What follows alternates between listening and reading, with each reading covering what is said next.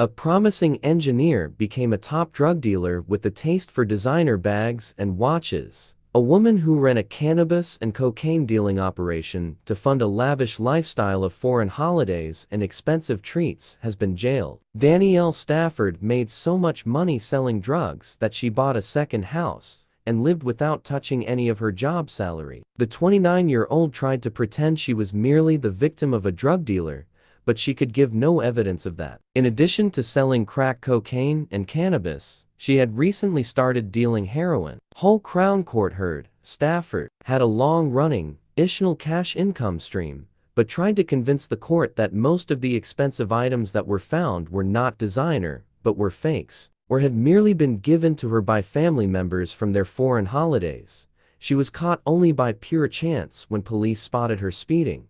A phone constantly rang with 30 calls or pinged with up to 20 drug messages after she was arrested, and police later found 26,917 pounds cash stashed around her home and drugs with a street value of £33,000 600. She had luxuries including 9 watches and 3 expensive LV handbags. Stafford, 29, of Hallgate, Cottingham, admitted 3 offenses of possessing cash as criminal property on dates spanning October 2017 and May 2020. She originally denied 9 offenses and a trial had started, with the prosecution opening its case, but she suddenly changed her pleas to guilty on 4 charges. Judge Mark Barry told Stafford, "You are well educated. You are a promising engineer. Your life went out of control sometime in 2017 when you started dealing cannabis." Stafford claimed that she had no direct involvement in street dealing cocaine and heroin, and that a lad from Liverpool was the prime mover.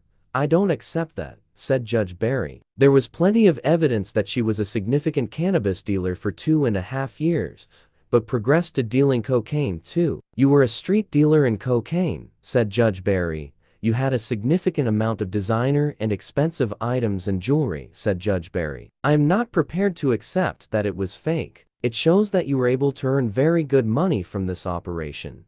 Stafford had a good car. It wasn't exactly a banger that you were using," said Judge Barry. "There was an expectation of significant financial reward, as demonstrated by the items at your home.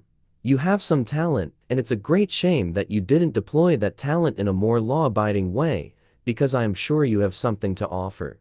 You didn't plead guilty until the very last minute. The evidence was strong, if not overwhelming. The jury was sworn, and only during the opening did you change your pleas. Drug dealing on this scale, with this degree of financial reward that you have reaped, simply cannot be overlooked. You have got more to offer than this, and you have got to show that when you have served this sentence." Stafford looked impassive as she was led out of the dock to be taken down to the cells, but she mouthed a few words to 3 supporters in the public gallery. Salima Mahmood, mitigating, said that Stafford was street dealing cannabis and regularly and frequently took part in this. She claimed that her involvement in drug dealing arose through a person from Liverpool.